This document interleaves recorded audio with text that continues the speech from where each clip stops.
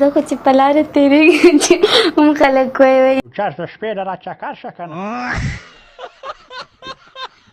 ګلالۍ زما کبابو ته زړه شوی دی. و د چکلې پیداوارو تاسو دواړو خو کبابو ته نه بلکې هغې بل شي ته خوړه شوی دی. لوګانو والا بخت زمانو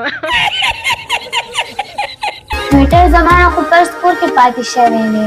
خلکه دې نه خو کور کې پرس پاتې شوي دي. خلکه که زما مني هغه نور کار ورسره په 2 او 3 کسانو وکړئ شپې ته یې بوځئ پاتې کوئ او هلته یې هر جوخته او چې کله فارغ شئ نو بیا به بیډنویټ مرهم راوالی او دې په پرهر باندې به نرۍ نرۍ پورې کوي چې درد نه کوي.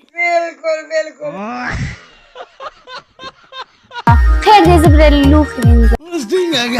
لوښو کیسه زړه شوې ده راشه هلته به کباب ولګي. اقامه دې ویټر چې ورته وي راشه کباب په ولګئ مطلب تاسو باندې پوه شوئ او که نه مطلب دا دی چې هل د ویلو نه دی مړه ده اوچه خبره واضحه کوه تا بلز نه وي چې دې به هغه ټپه ټپ لوبه کوله. ښځه وشرمېږي ما کله ویلي دي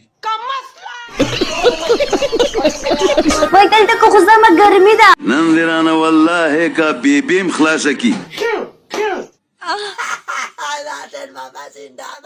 ارشد خان را سره مو نہیں دیکھا جا رہا یار